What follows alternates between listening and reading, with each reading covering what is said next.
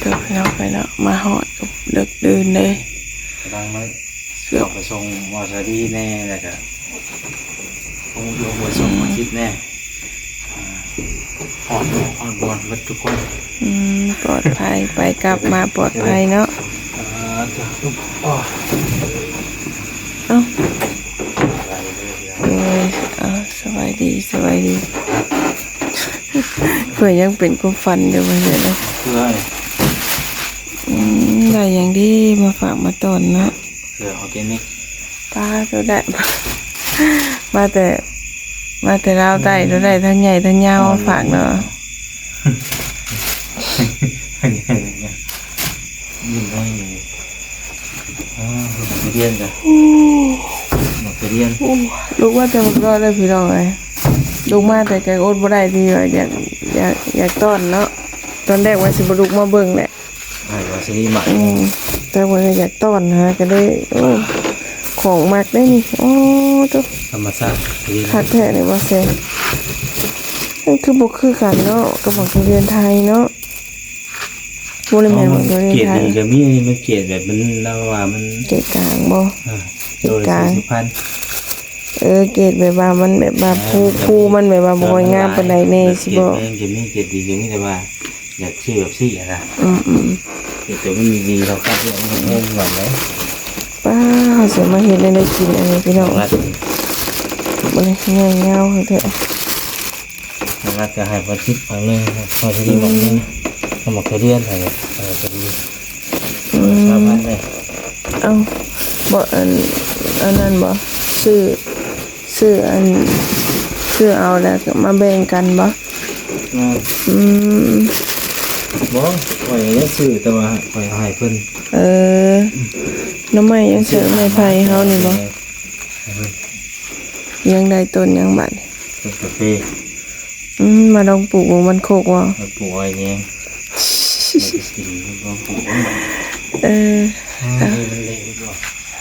ป้ามันก็หมุนไปแล้วนะเอาสบายดีเด้อปลาดุงเด้อพอกันตอนเด็กเนาะว่าสิบอกออกมาเบิ่งว่าคือว่าอยากต้อนพี่น้องก็ได้ออกว่าเบิ่งต้นน้อย3 ต้นนอนจนได้ตื่นหนึ่งว่าเช่นนี้เพื่อจะมาหอดไปข้างด้วยใส่คือมาหอดเด็กเลยข้างอยู่มองได้ข้างอยู่ใส่ตกไปมาจนบ่ได้ยุติยอดหลายมองเวบ่บอกกันตั้งมาแต่เช้านี่มันก็บ่นั่นเนาะจะไปแวะนั่นเด้มาออกมาจากบ้านเพิ่นก็ไปแวะน้ำตกตักเนื้อบ้านมันก็ได้ไปเที่ยวน้ำเลยมันเพราะว่าตั้งไม้เดี๋ยวแต่เรื่องคนแรกตัวถ้าว่าสิมาหาน้ำฮอดมานี่แล้วนะบางนัดเราก็บินแต่แซ่บเนาะคือห้าเดียวกันได้หาจะเดียวทงเท่าไรบางนัดนี่มันไม่เป็นทงแล้วมันกลายเป็นหมักราคา3,000อยากค่าอยากทำกันอยากกลับอยู่บ้านเฮาเนาะ3,000ตัวหมักมันจะเป็นหมักมันจะได้กว่าไหนหมักมันจะใหญ่กว่าบ้านนะหมักมันจะใหญ่กว่าบ้านเฮาบ้านหมักเสาหาดิพูดแล้วพูดละไม่พูดละอยู่ใกล้อันพูดละสมินสมนพูดละไม่หันก่อนก็ได้มือนี่เขาจะหามาไว้กิ่งมาลำรถกับมุนมาละปลูกไว้เนี่ยไปลองไปปลูกใส่อันนั้นที่เราว่าใส่ปลูกใส่เลินเจ้าไหนมันห้อนต้องหาปลูกไว้ห่มปลูกไว้ห่มใครกดปลูกต้นนั่นแล้วมันในห่มไหมห่มมันหักเลยผักกะไปปลูกใส่อยู่เดินไม้เฮานะมันต้องปลูกไว้ห่มเสียดายเขาใหม่เลยต้องยืนห่มปลูกมันเป็นไม้แต่ว่ามันดูเป็นไม้เลยเป็นหมากในช่องสิเป็นนายแท้มันไม่ได้ห้องอยู่ที่ไหนมันเย็นจ่อเอาได้ทุเรียนนี่ก็เสียขับไปได้บ่ได้น้องใหม่มาพร้อมพี่น้องได้เมนูใหม่ได้สับอื่นเนาะแกงใหม่ได้สับเนาะป้าขบรอบ จักแม่นจักเดือนเดี๋ยวพี่น้องเอ้ยเนาะอันนี้ค่ะเป็นปีเดี๋ยวจะครบรอบ1 ปีเดี๋ยวจะพี่น้องบ่ได้กินทุเรียนนี่เพราะว่าบ่ได้กินเลยนะปีนี้บ่ได้กินเลยพอสอบปี2026 สิลองชิมเบิ่งมื้ออื่นเนี่ยพี่น้องเอ้ย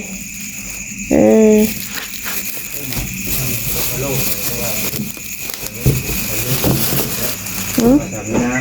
เอาไว้เลยบ่จ้ะ ชื่อน้ำกันบ่ แม่บ่บ่เจออีกแล้ว หึ มาจ้ะบ่กะโลบ่ สรุปแล้วต้องออกเสียงแนวใดซะคัมโบซาโรมักคาโลโดดเป็นหยัง ทางง่ายเพิ่นหัวพันร้อย มักคาโลว่ะ 2 โลแก่อยู่ได้ เอออยู่มักอันคาโมคาโลสรุปแล้วต้องออกเสียงได้ใช่ไหม แต่ไม่พอแล้วว่าบ่เป็น บ่มักคาโลใช่ มันคือโกเอาในเนาะ เคยบอกให้สิบ่เป็นตาอย่าหัวบ่มักคาโล ตัดตัวว่าอันตัวหมักง่ายๆอย่างนี้แบบนี้บ่ทุกข์ก็คือทุกข์ อันนะกูซื้อมาไว้ลองมึงเลยจักบาท บ่ทุกข์เลย มักอันซ้ำหัวเลยอย่าว่าซื้อมามุมไว้ตัวพี่น้องเลยมะเขือก็มันงามแท้เนาะโธ่เนี่ยมักเดะดีดอกมะเขือนี่ไม่น้องอนุนเห็นตั้งแต่โมเมนต์ได้กินตั้งแต่เหตุงานสวนมะเขือเลยพี่น้องมะเขือเนี่ยหลังจากนั้นก็บ่ได้กินเลยเนาะเพราะว่าบ่ค่อยได้มันบ่คืออยากกันนะพี่น้องเอ้ยว่าเฮาบ่ได้กินข้าวเจ้าเนาะต้องได้พัดกินแน่เนาะบ่ใช่เนาะ มันก็จะเหนื่อยกินก็ได้ตัวมันเกี่ยวได้ไปซะเนาะ กินก็ได้ ปิ้งเนาะปิ้งเนียนกินสิเนื้อลายพี่น้องอะโวคาโดถึกบ่เอาลองอยู่ให้ชิมเบิ่งก่อนเขานอน ชิมเบิ่งหมากนี่จังซี่นั่นหมากนี่มันม่วมเลยจังซี่สุกอยู่มั้งกินทุเรียนเพิ่นนี่แห้งคักดีดอก เอาป่าในอันซีเรื่องหมักหนึ่ง3,000นะตัวนี้มันเตะอยู่ให้กินได้เลย โอเคอยู่บ่เป็นได้ใด นี่ก็หวานอยู่เลยเสียแต่เดี๋ยวในมันใหญ่ ปิดเอาเองเนี่ยธรรมชาติได้ต้นมันกันครับ ใช่หมากทุเรียนนะ ต้นมันก็อยู่มองกันว่าใครต้น ปิดเอาเองเลยเลือกเอาเองค่าต้นเลยเหรอ ที่ว่าเขาเจ้าไว้ให้แบบมันก็มีแต่ว่ามันให้มันส่วนของคนตัวไปมันมวยส่วนที่ของบริษัทเนี่ยนะมีการ โอ้อยู่ดาวใต้สามารถปลูกทุเรียนได้ โอ้หลาย มันชุบอยู่บ่ล่ะมันนิ่มอยู่บ่ โอ้ผมไปที่ได้ ในมันก็บ่ได้ใหญ่ปานใดเนาะมันก็น่าดีอยู่ ในมันก็ โอเคได้เอาวงมาอยู่หาซิมึงอยู่ ในมันก็ใหญ่เนาะหลายใหญ่เลยนะ หวานอยู่อันนี้หวานมันอยู่คือว่าได้อยู่แถวตลาดเฮาก็จะว่าเพิ่นส่งมาทุกคนจังเนาะ โอ้ยคนนั้นเป็นไม่ได้ผลมากอยู่คนน่ะ กินน้ำบ่เข้า กินในกับเบะกินข้าวอยู่นั่นไงก็เลยมาหอดแบบนี้ไปกินข้าวอยู่น้ำปงปีนไก่น้ำปง จริง โอ้หนาเนาะ ได้ ไปงั้นก็เพิ่มเหลือครับ ตอนก่อยซื้อมาก็บ่ลองเบิ่งมันก็บ่กินอยู่มันก็โอเคอยู่ เอาบาดูก็มีแต่ว่ามื้ออื่นเด้อจังเบิ่งกันต่อเนาะพอดีแหละอันสิให้อนุนเพิ่นลองกินทุเรียนดาวใต้ลองเบิ่งพี่น้องเอ้ยมื้ออื่น เรื่องเป็นปุ๋ยให้มาท่าเอาไว้ป้ายยา จังว่าหมากมันบุ่มเบี้ยวเนาะ แต่ว่าเก่งงามกับมีแต่มันกับแพงกว่าอยู่ให้มันโดน40เนาะ จังพอไปสปาดู เป็น เลย หมากมันขายได้นะอยู่ทางหลังเมืองคนขายเลยวะดูโทษอยู่ คลิปนี้กับบ่มีอย่างไรมึงตอนบ่เชนตอนดึก พอกันใหม่อีกเด้อปืนพี่น้องเอ้ยเอาพี่น้องเอ้ย อนแรกว่าสิไปแล้วเมื่อไหร่เราบ่เห็นเพิ่นได้ของมาอ้างอีก จะเป็นหมากนี่ยังกว่าจะเพิ่นบอกซื้ออยู่หม่องนั้นว่าตลาดฟางน่ะ ใช่ แบบเป็นหมากเป็นหน่วยน่ะตอนที่ตัวเขาแกะไอ้เนี่ยกระทายอยู่เลยแต่ว่า อันนี้นะ50,000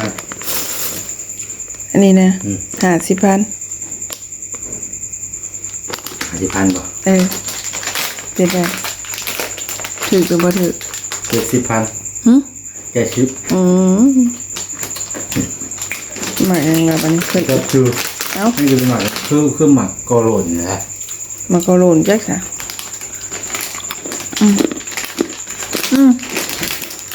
ต้องสิเป็นหมักโก้ใช่บ่ใช่ หมากกอมาขนาดนี้หมากอยู่ในกุ้งนะครับ แค่ว่ามันเนาะมันให้นนที่เมือง คือเสือ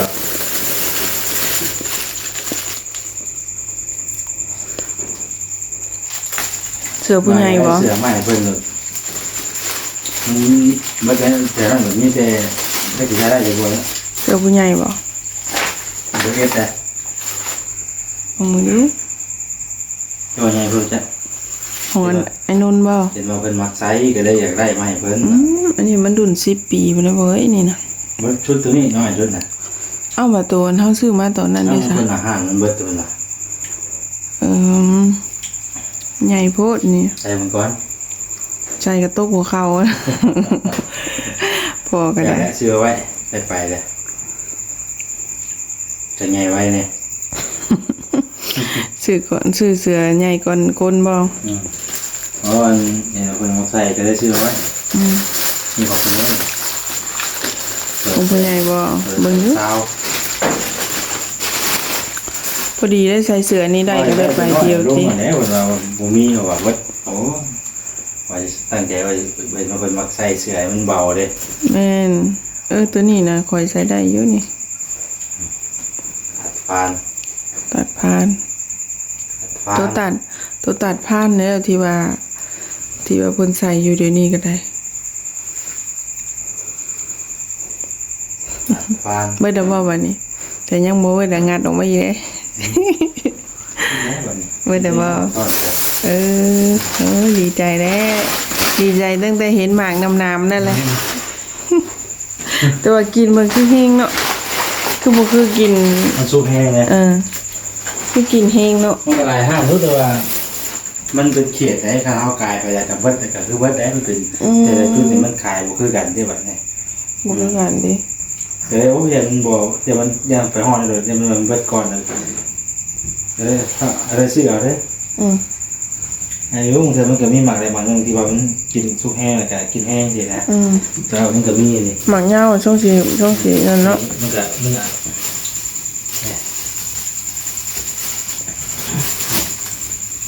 แบบตัวนี้นะอยู่นักที่สุดนี่อาจจะตัวน้อยๆเอง ในตัวแดงๆได้พอตัวนี้แห้งนี่ซุปแห้งเลยเด้มันล้นลงมาอีกแล้วร้อน ว่าตัวแดงๆในช่วงสี หวานนะพอกินหมดแล้ว ก็โอเคอยู่ดิแต่ว่ามันสิในใหญ่สิวะ เสียที่แต่ว่ามันเละแห้งมันเละแต่ก็มันหมูนวลนะมันในมันจะใหญ่ลูก คือว่าน้ำคนแต่สายพันธุ์เนาะโมเมนต์หมอนทองเลย มันเรียนเล่าใต้เลยมันช่างมันจะเป็นไง ลองเบิ่งดิเอาสบายดูไปแล้ววันเนาะไปแล้วไปหาน้ำได้เลิกเลยพอดีเกือบเที่ยงคืนในปลาดูเลยตอนนี้พี่น้องอนนตื่นมาที่บิดเนี่ยยังเบ้าโบนั่นอยู่ เอาพ่อกันไม่เด้อปลาดูเลยเนาะพ่อกันคลิปเบอร์อื่นเดี๋ยวสิพาให้เบิ่งเป็นอะไรเนาะปลาดูเลยสบายดีเด้อเนาะพ่อกันไม่